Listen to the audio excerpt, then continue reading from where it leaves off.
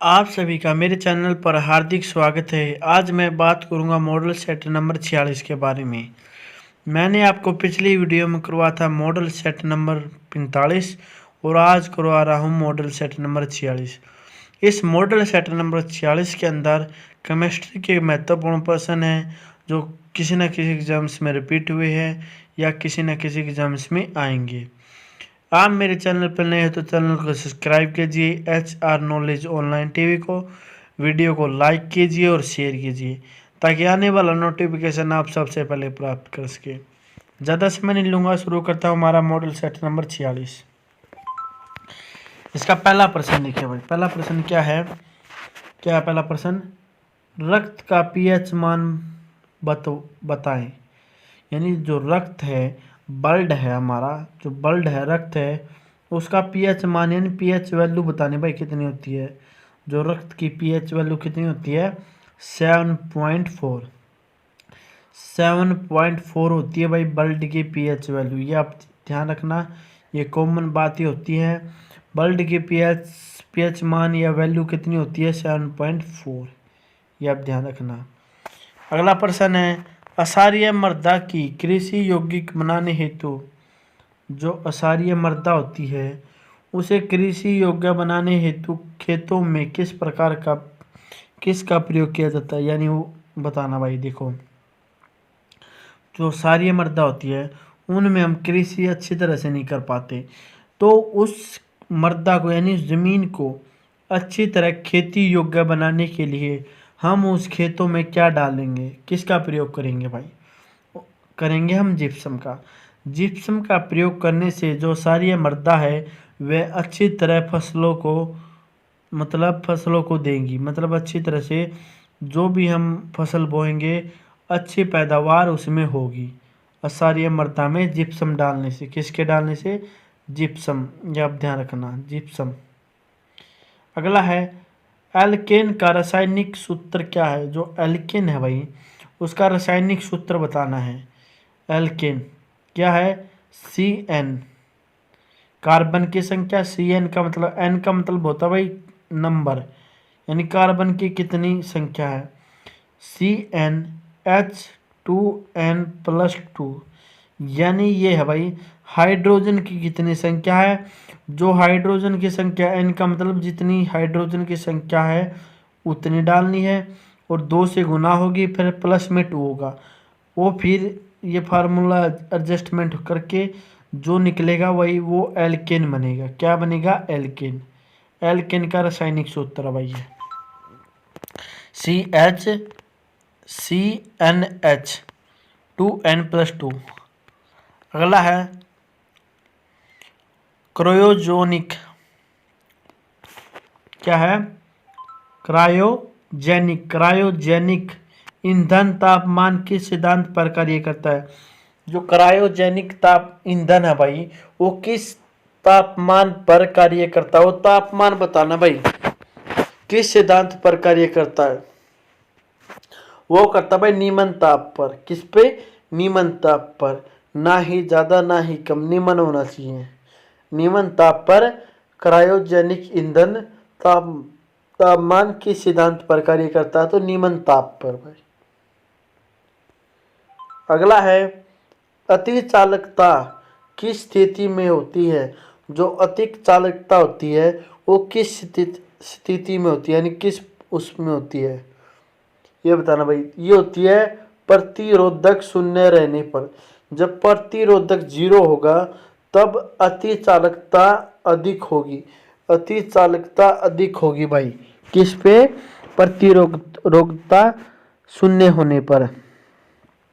अगला है, स्टोरेज बैटरियों में किसका प्रयोग किया जाता है। जो स्टोरेज बैटरी आपको पता है जनरेटर होते हैं वो भाई एक प्रकार की जो इलेक्ट्रिसिटी होती है उसे स्टोरेज करते हैं। तो ये बताना है उसके अंदर स्टोरेज कौन करता भाई? शीशा। तो स्टोरेज बैटरियों में किसका प्रयोग किया जाता है? शीशे का प्रयोग किया जाता है। यह आप ध्यान रखना भाई, शीशे का प्रयोग किया जाता है जो स्टोरेज बैटरी होती है, इन्वर्टर होता है उनमें। अगला है, नैनो टेक्नोलॉजी संबंधित है। जो नैनो टेक्नोलॉजी है संबंधित है किससे है? सूक्ष्मता से। किससे भाई? सूक्ष्मता से। दोबारा देखो, जो नैनो टेक्नोलॉजी है वो किससे संबंध रखती है ये बताना भाई। किससे रखती है? सूक्ष्मता से। किससे? सूक्ष्मता से भाई। अगला है किसी एक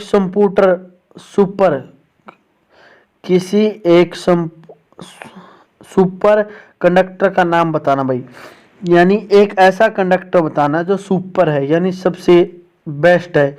कौन सा भाई? वो है नियोबियम। क्या है? नियोबियम। नियोबियम भाई एक ऐसा सुपर कंडक्टर है जो भाई अच्छी तरह से किसी न जो चीज़ होती है उसे कंडक्ट करता है। इलेक्ट्रिसिटी को लगा लो तो उसे अच्छी तरह से पास होने देता है और कंडक्ट करता है। तो कौन है वो? नियोबियम। अगला भाई, अप्सरा परमाणु रिएक्टर में कौन सा तत्व ईंधन के रूप में प्रयोग किया जाता है? जो अप्सरा परमाणु रिएक्टर है भाई उनमें बताना ऐसा तत्व का नाम बताना जो ईंधन के रूप में प्रयोग किया जाता है। कौन ऐसा तत्व जो भाई अप्सरा परमाणु रिएक्टर में ईंधन के रूप में प्रयोग किया जाता है? तो किसका प्रयोग किया जाता है भाई? यूरेनियम। किसका? यूरेनियम का प्रयोग किया जाता है। यह आप ध्यान रखना, जितने भी परमाणु रिएक्टर होते हैं उनके अंदर यूरेनियम का यूज किया जाता है और खास अप्सरा परमाणु रिएक्टर उसके अंदर तो किया ही जाता है यूरेनियम का भाई। एक मिनट हटो भाई, एक मिनट। अगला प्रश्न देखो भाई। पहले अगला प्रश्न देखो भाई, खाने वाला सोडा का रासायनिक नाम। जो खाने वाला सोडा होता है भाई उसका रासायनिक नाम पूछा, यानी केमिस्ट्री के अंदर किस नाम से उसे जाना जाता है भाई? उसे जाना जाता है भाई सोडियम बाइकार्बोनेट। सोडियम बाइकार्बोनेट को भाई खाने वाला सोडे के नाम से जाना जाता है, सोडियम कार्बोनेट को। ये हम देसी भाषा में क्या देते हैं भाई? खाने वाला सोडा। और वैसे इसका रासायनिक नाम है सोडियम बाइकार्बोनेट। क्या है? Sodium bicarbonate. अगला, बायोगैस का प्रमुख अवयव, यानी जो बायोगैस होती है उसका प्रमुख कौन है? कौन है उसका प्रमुख अवयव? तो भाई उसका है मीथेन। बायोगैस का मुख्य अवयव क्या है? मीथेन। ये आप ध्यान रखना। जो मतलब है जो बायोगैस है, जो डोंकी के वेस्ट होते हैं उनसे सबसे ज़्यादा मात्रा में मीथेन निकलती। क्या है? मीथेन। तो इसका अवयव प्रमुख अवयव क्या है? मीथेन। ये आप ध्यान रखना ऐसे। अगला है plaster of Paris, POP. Plaster of Paris यानी पीओपी। पीओपी का विनिर्माण किसका प्रयोग किया जाता है? यानी जो प्लास्टर ऑफ पेरिस है, प्लास्टर ऑफ पेरिस के विनिर्माण में किसका प्रयोग किया जाता है? यानी जो प्लास्टर ऑफ पेरिस है उसे दोबारा बनाते हैं तब किसका प्रयोग किया जाता है भाई? जिप्सम का। जिप्सम है भाई वो भाई जो प्लास्टर ऑफ पेरिस होता है उसे दोबारा बनाने में, एक बार तो बना दिया फिर उसे दोबारा बनाना है तो भाई हम जिप्सम का प्रयोग करेंगे। किसका? जिप्सम। जिप्सम का प्रयोग किया जाता है न्यू विनिर्माण में, प्लास्टर ऑफ पेरिस में। अगला है अग्नि सक्षम यंत्र में किस प्रकार का प्रयोग किया जाता है? जो अग्नि सक्षम यंत्र है यानी जो आग बुझाते हैं तो उनमें किसका प्रयोग किया जाता है? यानी किसका, जो आग बुझाते हैं तो किसका प्रयोग करते हैं ये बताना भाई। किसका प्रयोग करते हैं? बेकिंग सोडे का भाई। बेकिंग सोडे का प्रयोग करते हैं भाई। अग्नि सक्षम यंत्र में बेकिंग सोडे का प्रयोग किया जाता है। इस मतलब बेकिंग सोडे के कारण से जो आग है वो बुझ जाती है। अगला है कपड़े धोने का साबुन किस से बनाया जाता है? जो कपड़े धोने का साबुन है, सोप है, वो किस से बनाई जाती है? आपने पता जो कपड़े धोते हैं वो साबुन है तो किस से बनाया जाता भाई? वो बनाया जाता भाई कास्टिंग सोडा और वसा से। वसा यानी फैट भाई, फैट। कास्टिंग सोडा और फैट, इन दोनों को मिलाकर भाई हम बनाते हैं कपड़े धोने का साबुन। कास्टिंग सोडा और साबुन, कास्टिंग सोडा और वसा, कास्टिंग सोडा और वसा दोनों को मिलाने से हमें मिलेगा भाई साबुन। क्या मिलेगा भाई? साबुन। ये आप ध्यान रखना। अगला भाई, चीनी को साफ करने का, चीनी है जो शुगर कैन से प्राप्त होती है हमें चीनी, ये बताना भाई चीनी को साफ करने के लिए किनका प्रयोग किया जाता है। जो चीनी है, शुगर कैन है, शुगर कैन नहीं, शुगर कैन तो गंदा हो जाता है भाई। शुगर के ना, सिर्फ शुगर यानी चीनी, चीनी को हम साफ करेंगे यानी क्लीन करेंगे तो हम किसका प्रयोग करेंगे भाई? हड्डी चारकोल का। हड्डी चारकोल एक प्रकार का ये चारकोल है भाई, एक प्रकार का नहीं, मतलब एक प्रकार का ऐसा चारकोल है ये जो भाई चीनी को साफ करने में मदद करता है। हड्डी चारकोल।